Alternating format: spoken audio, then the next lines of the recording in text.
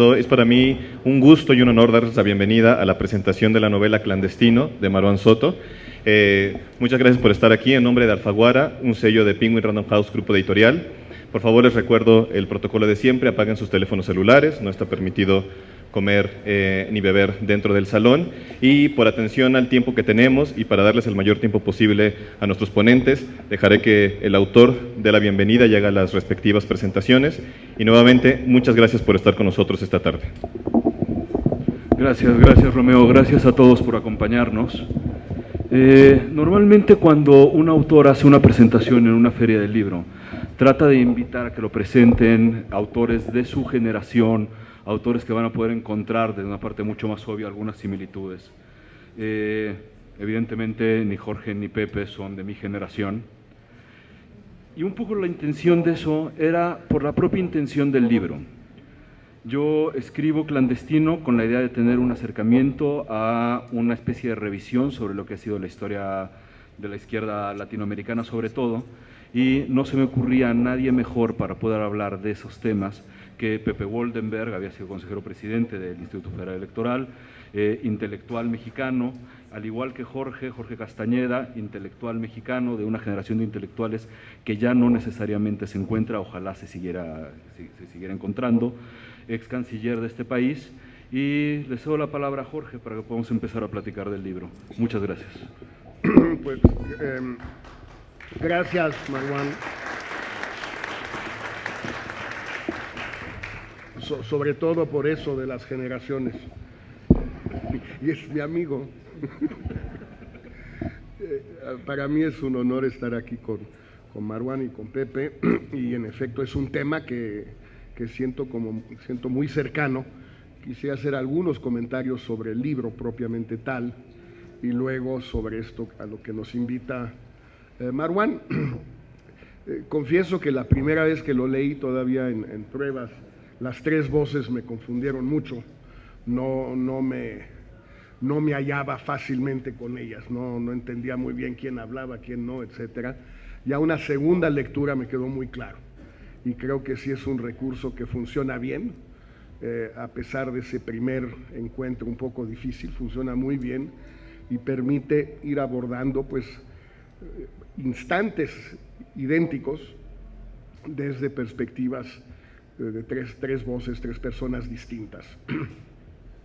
Me gustó mucho la descripción de los personajes. Ahorita tocaré dos en particular, uno de ellos viene entrando. Voy a hablar de él, obviamente. Y también me impactaron mucho algunas de las descripciones de lugares y de caminos. En particular, decía yo a Marwan, me gustó muchísimo, quizás porque está en la memoria fresca, cuando se van manejando de Damasco a Bagdad, queriendo pasar por Palmira, la ciudad, las ruinas que ahora están siendo destruidas por el Estado Islámico, que es uno de los sitios más espectaculares. Y Marwan conoce tanto directamente como de oídas toda esa zona, pues obviamente por su mamá.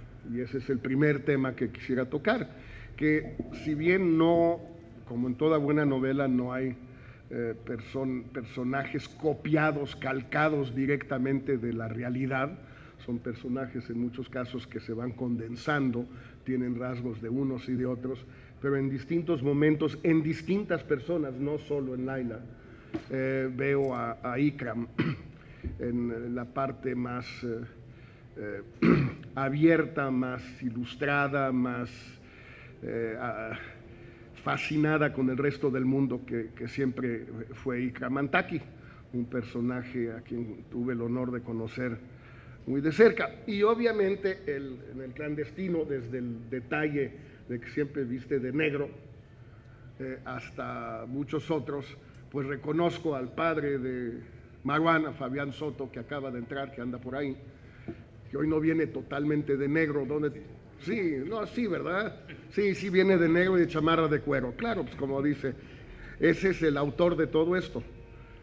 Fabián Soto, que fue camarada en el Partido Comunista, desde 1979, 80 nos conocimos. Y si bien no es, obviamente, Ramón no es una calca de ese personaje, por muchísimas razones, hay muchos elementos de Fabián que sí se incorporan al personaje de Ramón.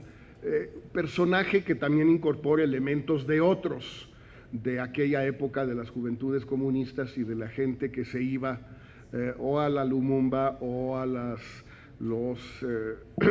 escuelas de cuadros de los partidos comunistas en Moscú. Fabián, si no me equivoco, fue a una de ellas. Joel Ortega, que también fue con él. Rodolfo Echeverría también fue con él ese mismo año, que creo que haber sido el 78, 77, 78, que estuvieron en esas escuelas de cuadros. En el caso de Ramón va a la Universidad Lumumba, que es un poco distinto que las escuelas de cuadros, pero en el fondo era una escuela de cuadros también. Era una universidad en el sentido muy amplio de la palabra, no necesariamente donde se iban a aprender cosas leyendo o estudiando, sino donde se aprendían otras cosas por los contactos que se tenían, por las relaciones, los nexos, las redes que se creaban en la Universidad Lumumba. Todo ese mundo, y ahora paso un poco al comentario sobre esa época y ese mundo, pues efectivamente desapareció con la caída del muro, en efecto desapareció con el fin del socialismo, pero quedaron personas como colgadas, nostálgicas o directamente vinculadas con esa época. Gente que vivió todo eso en la Unión Soviética, gente que vivió eso en Cuba. Y en ese sentido quizás el texto de Marwan se ubica en la lista de otros textos que a mí me gustan mucho, Marwan no tanto, pero el hombre que amaba a los perros de Padurna y el Dime quién soy de Julia Navarro, que tienen algo también de ese afán de tratar de describir a los personajes, estos cuadros comunistas, podrían ser castristas también. Están las novelas de Debré, las dos novelas de Regis Debré, Sentí que la nieve ardía, que es un poco también este mismo tipo de texto, salvo a que a propósito más bien de los cuadros castristas y no comunistas de los partidos y de Moscú. Y lo que es real con todo este sector de gente, que en efecto ya no nos acompañan muchos, porque pues el muro cayó hace 27 años, la mayor parte de los cuadros mexicanos, por ejemplo, que se fueron a Moscú, o cuadros de toda América Latina que fueron a Cuba, pues fueron en los años 60 y 70, tenían 25, 30 años en esa época. Bueno, pues el tiempo pasa y no quedan muchos. Los que quedan pues se han transformado en figuras históricas, en el sentido de que condensan y vivieron una historia muy difícil de contar y que mucha gente que todavía tiene elementos no quiere contar. A mí se me hace que ahí hay una gran cantidad de memorias interesantísimas de mexicanos, de chilenos, de argentinos, de brasileños que no han contado y que si no las cuentan muy pronto, pues no las contarán. De ahí la importancia de una novela que recoge mucho de esto y nos devuelve lo que era a la vez esa parte abnegada, absolutamente idealista, absolutamente entregada, y una buena fuerte dosis de cinismo que aparece constantemente en el amigo Ramón, que es un gran cínico, como lo eran absolutamente todos los cuadros. Pepe me corregirá, por lo menos los cuadros que yo conocí del Partido Comunista Mexicano en los años finales de los 70 eran enormemente cínicos todos, entregados, idealistas, comprometidos con su causa y al mismo tiempo pues imposible de sobrevivir en esas circunstancias en México y en esas condiciones sin ese grado de cinismo. ¿Qué puede hacer esa izquierda que queda, esos antiguos cuadros comunistas que quedan en México, para impulsar una revisión, una actualización, un ayornamiento de la izquierda en México. Pues si hablaran, si aportaran, si escribieran, si contaran, podrían hacer muchas cosas, porque ha sucedido algo extraño en el México de hoy, que es que por buenas razones una parte importante de la izquierda, sobre todo radical, está compuesta por gente joven, como debe ser, gente de 20, 25, 27 años, que casi no habían nacido cuando cae el muro, cuando desaparece el socialismo, no, o si estaban recién nacidos, y difícilmente tienen una vinculación directa con lo que fue todo eso, con lo que fue en su parte gloriosa de la revolución bolchevique en 1917, de la revolución china en 1949, de la revolución cubana en 1959, y también su parte horrorosa, como el Gulag, como las hambrunas en China y como la privación perpetua ya instalada en la perpetuidad del socialismo tropical. Hay un hiato, hay un vacío entre estos compañeros viejos del Partido Comunista y los jóvenes de la izquierda mexicana de hoy. Y hay muy poca comunicación entre ellos, no saben los unos lo que pensaban y lo que vivieron los otros.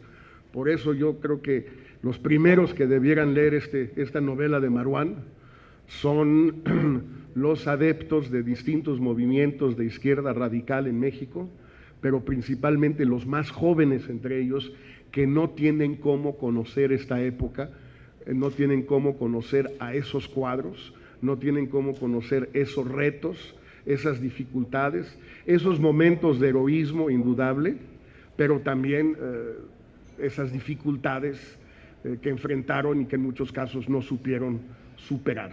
Entonces te felicito, Maruán, no solo por una muy linda novela, bien escrita, pero por una novela que puede ser muy útil y muy pedagógica. Y ojalá pues los jóvenes la lean para que aprendan cosas que de otro modo no van a aprender. Gracias, Maruán. Muchas gracias. Gracias, Jorge. Gracias, Jorge. Paso ahora a Pepe. Muchas gracias. Buenas tardes. Quiero agradecerle a Maruán la invitación a acompañarlo este día en la presentación de su libro y me da mucho gusto compartir esta mesa con Jorge Castañeda. Voy a leer unas notas en relación a la novela. La historia del siglo XX sería incomprensible sin lo que de manera genérica se llama el movimiento comunista. Una ola de organizaciones, iniciativas, movilizaciones y ensueños que modelaron buena parte del ambiente cultural, anímico e intelectual. Su meca fue la Unión Soviética, presuntamente la primera revolución socialista triunfante, destinada a erradicar la desigualdad en la tierra. Hoy, sin embargo, conocemos el desenlace y podemos observar con distancia y una cierta frialdad lo que sucedió. Al suprimir todas las libertades en nombre de un proyecto que se pensaba superior, lo que construyó fue una pirámide totalitaria que oprimió a millones de personas. No obstante, creo que se puede hacer una distinción entre los comunistas que formaron parte de la nomenclatura de los mal llamados países socialistas y aquellos que militaron en países en los cuales los partidos comunistas fueron perseguidos, ilegalizados e incluso masacrados. En el primer caso formaron parte de burocracias inclementes que a nombre de los trabajadores persiguieron y lapidaron a quienes se les opusieron e incluso a inocentes por el solo delito, entre comillas, de no rendir un culto total a las directrices gubernamentales. En el segundo caso, y de manera paradójica, sus esfuerzos coadyuvaron en muchos casos a ampliar las libertades y a crear mejores condiciones para la reproducción de la pluralidad política. Los casos de España y México, entre muchos otros, pueden ejemplificar lo dicho. Pues bien, Maruán Soto Antaki, en su novela Clandestino, narra la historia de un militante comunista montado en ambos mundos. Es un niño que resiente los estragos de la Guerra Civil Española, que migra con su madre y hermano a México, que se involucra en la militancia a través del PC, que se convierte en una especie de agente soviético y que luego de vicisitudes varias observa cómo su mundo se desploma. El marco de la historia no puede ser más significativo. De la derrota de la República Española en 1939 al fin de la Unión Soviética entre 1989 y 91, y de los sueños y pesadillas que irradió. Se trata de los años de expansión, endurecimiento y decadencia de un proyecto político-cultural que ofreció a los suyos sentido de pertenencia y la idea de que estaban del lado correcto y más aún ineluctable de la historia. Se trata de un relato comprensivo, quizá demasiado comprensivo, de una época, unos afanes, una visión del mundo y de una idea del cambio social. A través de un personaje central, Ramón Costa, sus dos amores, Laila y María, y contada a tres voces, como ya decía Jorge, entramos al túnel del tiempo de una época desaparecida. Primero la del ascenso del fascismo, luego la de la Segunda Guerra Mundial y sobre todo al mundo bipolar que emergió de esta última. Esos dos amores son Laila, refugiada palestina a la que conoce en París y con quien ligará su vida, y María, una agente ucraniana soviética que le da protección y algo parecido al cariño. Esas relaciones, sobre todo con Laila, son las que modelan y acompañan al personaje central, y ellas son las que además lo observan, analizan, relatan. Son quizá las que pueden entenderlo y las encargadas de arrojar alguna luz sobre su vida. Y por ello, Maruán Soto Antaki opta por un relato a tres voces que se entrecruzan, matizan y alimentan. Ramón es huérfano porque luego de la guerra civil, la pandilla de fascinerosos que se apoderó del país asesina a su padre en una redada como muchas de las que se produjeron en los años 40. Cuando al final de la Segunda Guerra Mundial no se cumple la ilusión de que al triunfo de los aliados, Franco, cómplice de las potencias del eje, se desplomaría, la madre decide emigrar hacia México en condiciones no solo precarias, sino degradantes.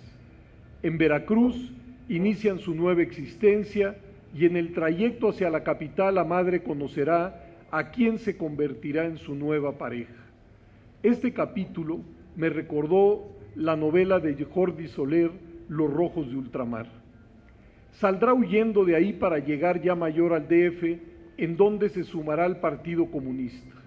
Cumple tareas diversas, incluyendo el paso de armas de los Estados Unidos a Centroamérica. Sale del país hacia Praga como estación intermedia en su viaje hacia Moscú a fines de 1968, luego de la derrota del movimiento estudiantil. Ahí se convierte en el Tovarich Ramón, un agente que por diversos motivos aparecerá en París, Damasco, Madrid y Managua hasta su regreso al Distrito Federal. Un periplo que resulta demasiado epidérmico y anecdótico, restándole, creo, potencia al relato. Mientras los capítulos sobre España, la migración o México no están exentos de entraña y ojo afinado, en los otros las referencias a la política son genéricas y las vicisitudes personales en ocasiones rocambolescas, como en Siria, en donde las autoridades lo creen un conacional y lo quieren obligar a cumplir con su servicio militar, o inerciales, como en Nicaragua. Mientras la irrupción de la posguerra civil en la casa de los Costa, las relaciones de la madre y los hijos, las noticias que llegan del juicio sumario y el fusilamiento y la imposibilidad de encontrar la fosa donde fue abandonado el padre, tienen el vigor de la tragedia que incluye a la indefensión, la estancia en Nicaragua a cargo de un diario sandinista, por ejemplo, no ayuda, creo, ni a la recreación de esa biografía ni a la reflexión sobre la misma. Ramón es un hombre sin hijos, un hombre que decidió no tener descendencia, no solo porque en su calidad de clandestino le podría resultar contraproducente, sino porque la pérdida del padre, el fardo en el que se convierten los hijos para una viuda en búsqueda de refugio, se transformarán en una estela de aprensiones. Dice la novela, esa noción que tienen las madres y algunos padres sobre sus hijos, esa angustia que provoca el dolor de ellos, sería la razón por la que el Tovarich Ramón decidiera en su vida adulta nunca tener hijos. Sería demasiado para él. Aprendió a tratar con el dolor propio, no con el ajeno. Hasta ahí la cita.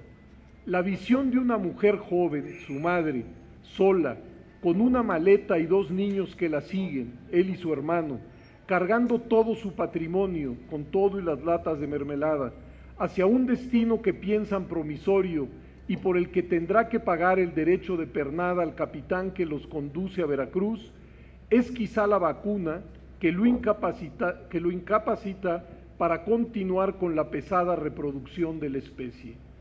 Ramón es un exilado doble, permanente, de España a México y de México a la Unión de Repúblicas Socialistas y Soviéticas. Estudia en la Universidad Patricio Lumumba, vive becado, conoce otros estudiantes como él que han ido a la llamada patria del socialismo a capacitarse para hacer la revolución. Recibe su adoctrinamiento, su canasta de certezas, sus signos de identidad, y el partido se convierte en su casa y su causa, el hábitat donde vivirá y actuará y la brújula que orientará sus acciones. Recibe un pasaporte ruso, una nueva identidad, forma parte de una nueva patria.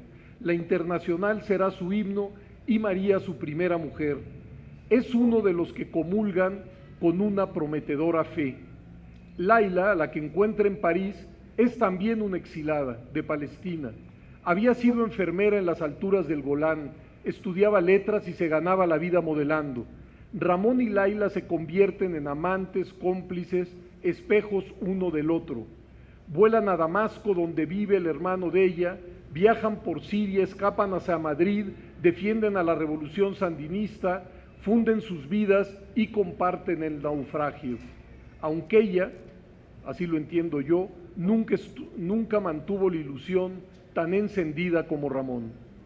Si el escenario de la novela son varios países y 50 años del siglo XX, valdría la pena, creo, no inyectarle información imprecisa, dar a entender que las brigadas rojas italianas recibían dinero soviético o que unas u otras controlaban parte del sindicalismo italiano.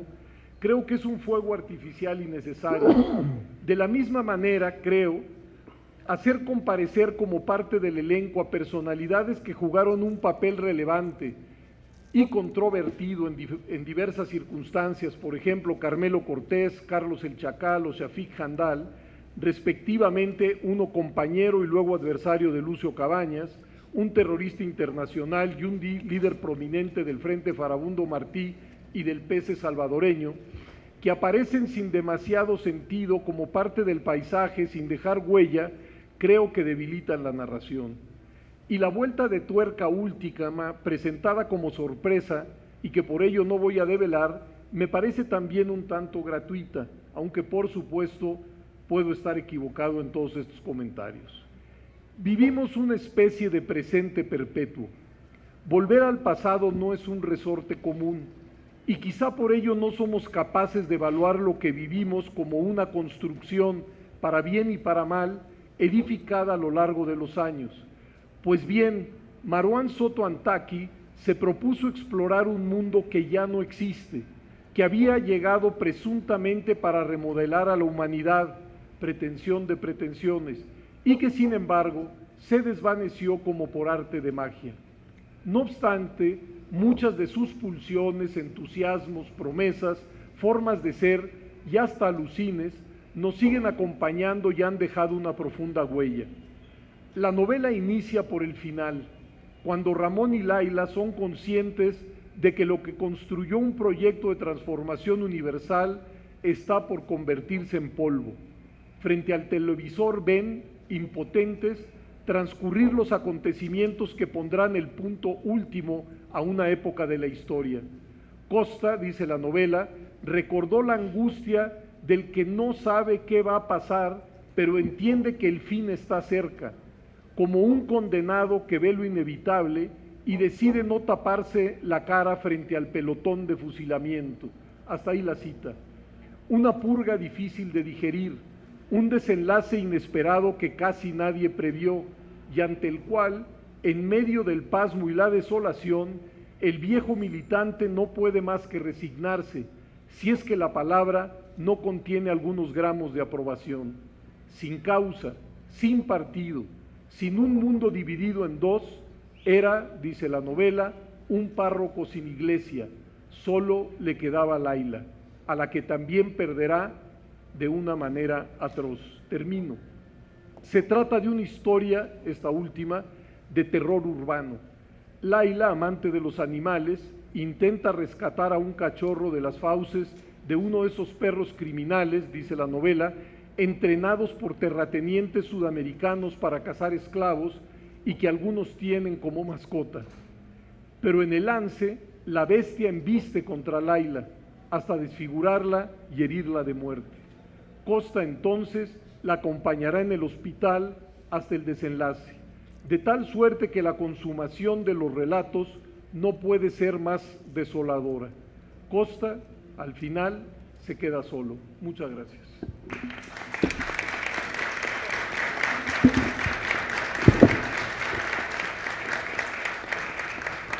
Antes de empezar, cuando estamos poniéndonos de acuerdo en el orden de cómo íbamos a hablar, creo que le dije a Pepe, no, lee tu texto para que luego pueda yo responder todas las madrizas que me vas a poner.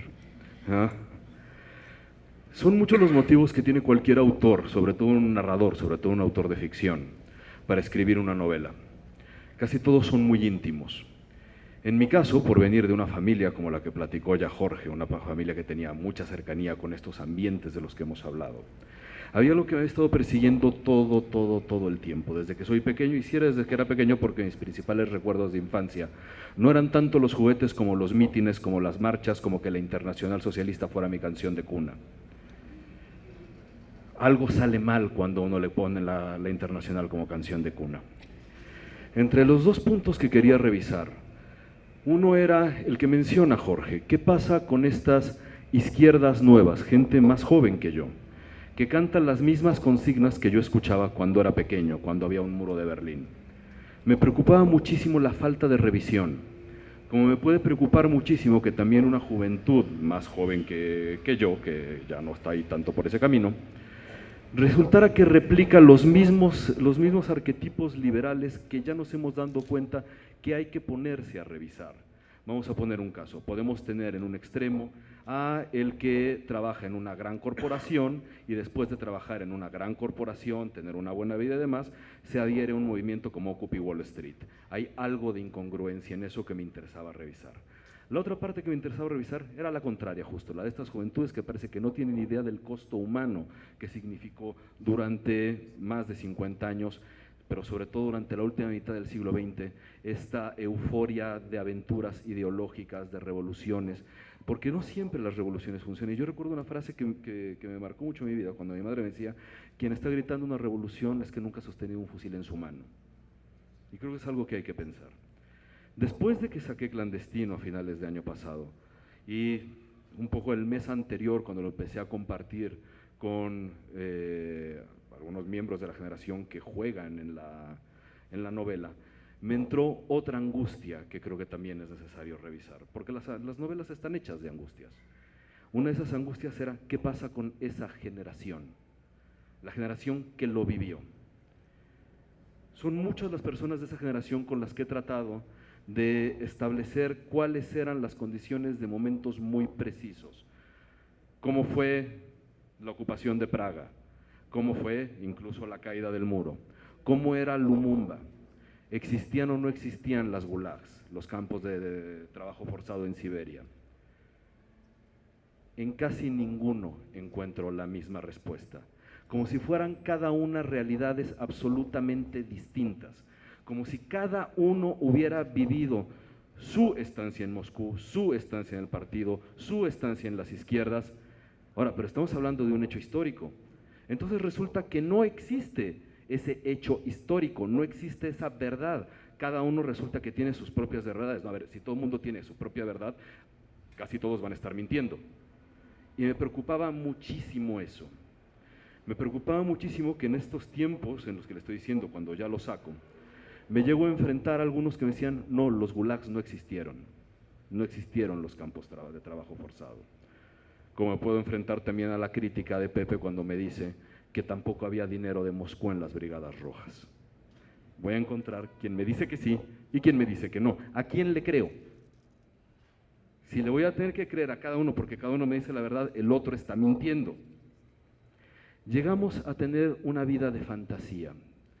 Y creo que el siglo XX, la segunda parte del siglo XX, desde esta perspectiva se transformó en una vida de fantasías. Está bien la ficción, pero cuando la ficción la metemos al terreno de la vida real es muy complicado. Hay un punto en que las ideologías, y creo que Paz en algún momento lo menciona, ¿no?, habla de cómo este sistema geométrico de buenos y malos termina por transformarse en un disfraz con el que se tomaba una especie de realidad, se creaba una especie de realidad que ocultaba y transformaba la misma realidad, porque la realidad era la que estaba en el relato. Por eso unos van a decir que había gulags y otros van a decir que no los existían. Creo que la única forma de revisar esos puntos de la historia, de las ideologías, pero sobre todo de algo mucho más complicado, que es el verdadero conflicto de esa generación, son las esperanzas y las desesperanzas, es a partir de una novela. Hay un par como la de Padura o la de, ¿qué era la de Navarro, ¿no? La que dice Jorge, ¿no?, que se han acercado a estos escenarios. Hay una que me gusta muchísimo, que es la de Jordi Soler, la novela de Jordi, Los Rojos de Ultramar, es una novela excepcional para mí, no sé si a ti te guste tanto como a mí, pero a mí me gusta muchísimo. Y obviamente hay vasos comunicantes en las dos a partir de una generación y a partir de ciertas vivencias. Se ha explorado mucho más estas generaciones desde el ensayo. El problema de que quienes los están ensayando son o los que no lo vivieron, ¿no?, estas jóvenes izquierdas que quieren regresar a esas viejas izquierdas, que entonces como no tienen idea más que el relato, van a analizar no la realidad, sino la realidad del relato, ¿no? No sé qué chingados van a analizar a la hora de hacer eso, ¿no? Las otras son las de la generación que sí los vivió. Si yo ahora me quiero poner a describirme a mí mismo y quedar muy bien, voy a medir más del 1,70 que estoy midiendo ahora. Igual y ni siquiera llego al 1,70. ¿Ah? Me voy a hacer guapo. ¿Ah? Me voy a hacer muchas cosas. Creo que se necesita cierta distancia para poder revisar los momentos de la historia. Pero cierta distancia que al mismo tiempo mantenga cierta conexión con esa época, para evitar el primer error, el error de la generación 2, 3 después, que solo sabe del relato. Pero es importante yo escribir esta novela porque me tocó las lágrimas cuando se cayó el muro de Berlín. Me tocó el tener, no solo unos padres, amigos de padres, todo el entorno, que no sabían qué iba a pasar con el mundo. Me tocó cruzarme con mis padres, con Shafik Handal, yendo a Libia, invitados por Gaddafi. Me tocó esa Nicaragua viviendo en un condominio expropiado por los sandinistas, en los que los vecinos eran las mujeres de los palestinos que habían sido apoyados por el farabundo Martí. También me tocó que llegaran, y eso sé que puede ser el relato de los padres, pero por algunas son de esas cosas de las que sí me acuerdo bien. Me acuerdo la llegada de cristalería de lujo desde Francia, como regalo a los sandinistas, como los triunfos de la revolución.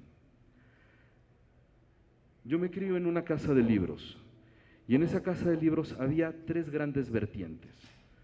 La primera, mi iniciación, eran las novelas gráficas francesas. Todo el mundo, todos los escritores dicen que empezaron a escribir por Hemingway, yo empecé a escribir por Asterix, ¿no?, y por Tintín. Después, por Dumas, por las novelas de aventuras. Después por la filosofía francesa y después por los grandes escritores rusos. Los grandes escritores rusos son los reyes de la novela dialogante. Entonces, si yo quería situar una novela en estos territorios, creía que podía funcionar una novela dialogante, una novela en la que los personajes dialoguen unos con otros. Porque cuando estamos hablando de las ideologías, estamos hablando de las creencias. Las creencias son muy personales, son de cada quien. Entonces solo lo podía hacer en primera persona. De forma que cada uno de los 3 personajes que juegan, Ramón, Laila y María, Ramón y las 2 mujeres con las que juega un círculo amoroso, puedan dar sus distintas perspectivas, que son para mí, desde mi perspectiva, los caminos que ha tomado estas generaciones hacia las izquierdas, sobre todo en Latinoamérica. Por ejemplo, uno, el que sigue diciendo hasta estos momentos que para que funcione el planeta tendríamos que recuperar los sistemas como el chino, ¿no? Y que el sistema económico chino puede funcionar. Hay muchos que dicen eso, ¿no? Hay muchos en esta feria que dicen eso. Están los otros, los que se alejan totalmente y se van al opuesto y terminan por renegar todo este pasado ideológico, toda esa búsqueda de esperanzas. Tampoco están bien, porque uno de los grandes triunfos de esta generación, que sí hay que tomar en cuenta, es la lucha por un mundo mejor. ¿Quién va a poder contradecir eso? ¿Por qué no hay que buscar un mundo mejor? No seamos ociosos. Y esta generación sí lo buscó. No le terminó por ir bien, pero sí lo buscó. A algunos les fue mejor. Y a los que les fue mejor son quizá el tercer camino, el que logró adaptarse y que en algunos casos en la transición política optaron por la vía socialdemócrata. También ocurrió eso. Pero como mis 3 grandes vertientes de formación literaria fueron estas, y yo me enfrentaba a estos personajes que querían un mundo mejor, me di cuenta que lo único que podía hacer era una novela de aventuras, porque lo que le pasó a esta generación era una novela de aventuras. Era una generación que cambiaba de país en la búsqueda de un asunto ideológico, en la búsqueda de ese mundo mejor. Como mis padres, como muchos otros, que pasamos a distintos países, primero Cuba, después Nicaragua, después Libia, después España. ¿Por qué? Por una sola razón, porque la idea de buscar un mundo mejor era suficiente para hacer las maletas como el mejor irresponsable del planeta, empacar a los hijos y a las toallas y cambiarse a otra parte del mundo de la que no se tenía la menor idea, más que podía haber una afiliación política que buscar unos objetivos similares. Ahora, de esto es de lo que se ha escrito en los ensayos y en una que otra novela. Se ha escrito también mucho alrededor de la relación del proyecto ideológico con este mundo, a relación del grupo social con el proyecto ideológico, pero no necesariamente se ha escrito a partir de la relación del individuo con ese entorno, con ese proyecto ideológico. Yo lo que quería era revisar esa relación entre el individuo con el entorno, porque es ahí donde estaban las vidas de las personas. Si decimos que hay un proyecto ideológico al que querramos, no vamos a hablar de un solo nombre, no vamos a hablar de una sola familia, no vamos a hablar de un solo muerto, ni un solo mártir, ni un de nadie. Estamos hablando de la gente que come y que sale a las marchas, de la gente que come y rechaza las marchas, de la gente. La gente es la que puede ser el individuo con su relación con el proyecto ideológico para poder tratar de tener esta revisión. Evidentemente, como en todas las novelas, creo que todos los autores terminan por meterle ciertas cosas de sí mismos a los personajes. Y esta es quizá la novela más personal. Y yo me enfrento, por ejemplo, que de repente me preguntaban si Casa Damasco, la primera novela, no era la más personal, porque al final era mi historia en relación a la guerra civil siria. Le decía, no, la más personal es esta. Porque las novelas se tratan de gente, la gente que tiene uno cerca, y esa gente se transforma para poder hacer las novelas. Las novelas se hacen de personajes. Muchas gracias por acompañarnos, a menos que quieran responderme Pepe o Jorge algo de lo que acabo de decir, a menos que ustedes tengan intención de hacer alguna pregunta. Sí, hay intención de hacer preguntas. Antes que nada, muchísimas gracias. Siempre digo algo, hay un momento incomodísimo cuando uno está de este lado de la mesa, que abre el micrófono y dice, a ver si alguien quiere hacer alguna pregunta y nadie dice nada durante los primeros 30 segundos y uno se queda como pendejo esperando a que alguien levante la mano. Entonces, que antes de que uno termine la frase ya haya una mano, se los agradezco mucho a Jorge, agradezco mucho a Pepe, los agradezco a ustedes por acompañarme. Abrimos preguntas.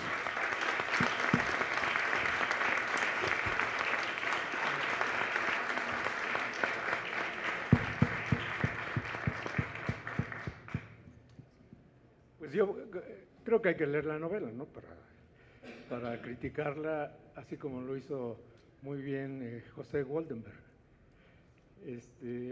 Pero desde luego ahorita sí me surgen algunas dudas, ¿no? Todavía yo a mi edad tengo dudas. Muy bien. Eso creo que es bueno, ¿no? Entonces mi duda es la siguiente.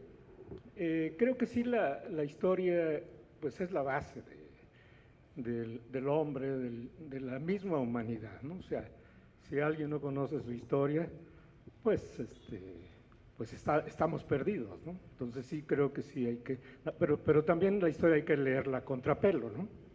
Es decir, no podemos regresar hasta el infinito y luego instalarnos en nuestro presente, sino al revés. Tenemos que ubicarnos en nuestro presente y a contrapelo leer la historia, ¿no?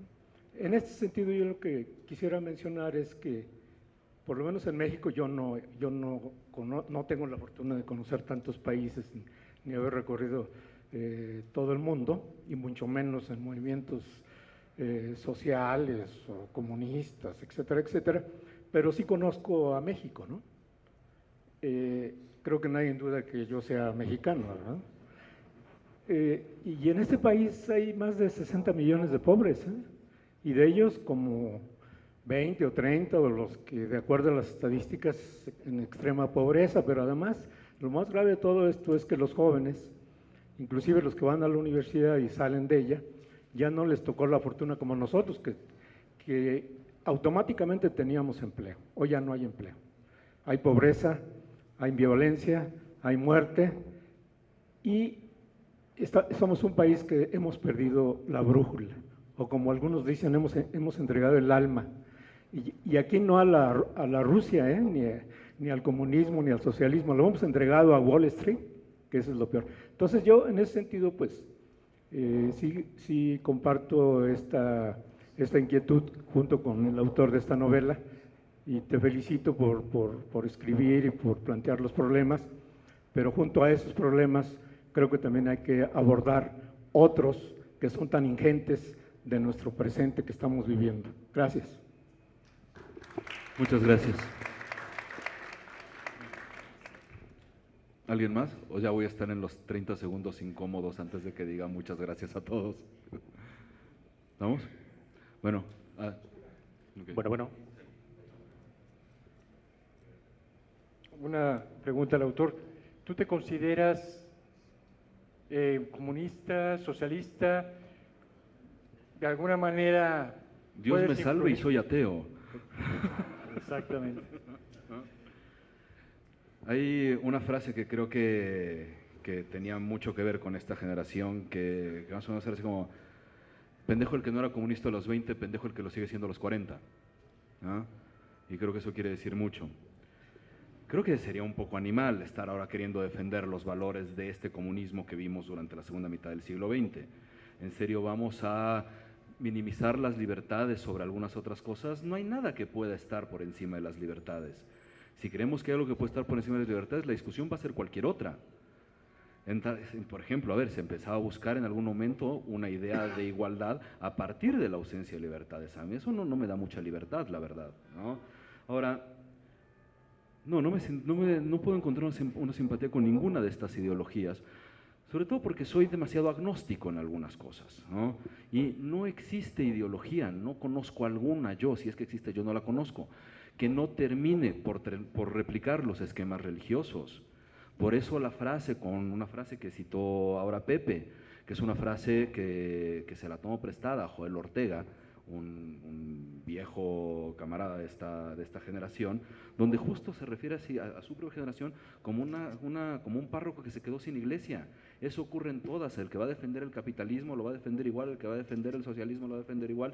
Quizá el avance más decente que hemos encontrado en estos esquemas es el socialdemócrata, pero a mí me puede traer también muchas otras preocupaciones, porque si revisamos la experiencia socialdemócrata en México, el primer partido, creo, si no me estoy equivocando, que tiene una experiencia socialdemócrata en México puede ser el PRI, ¿no? Sus estatutos son absolutamente socialdemócratas. Son socialdemócratas y pertenece a la Internacional Socialista.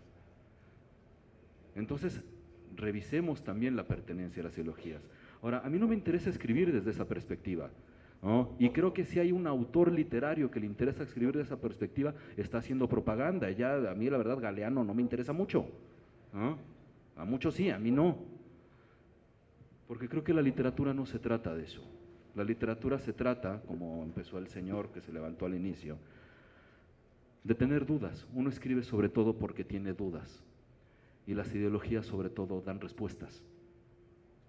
Y a mí en general prefiero, a la hora que estoy escribiendo y a la hora que estoy leyendo, que esas respuestas, que las dudas que yo tengo no se resuelvan con una respuesta, sino con mucho más preguntas.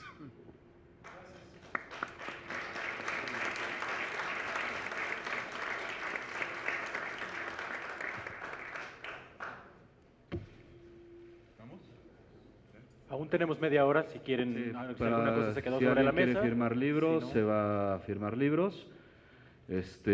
Muchas gracias a todos por acompañarme. Muchas gracias de vuelta, Pepe. Muchas gracias, Jorge.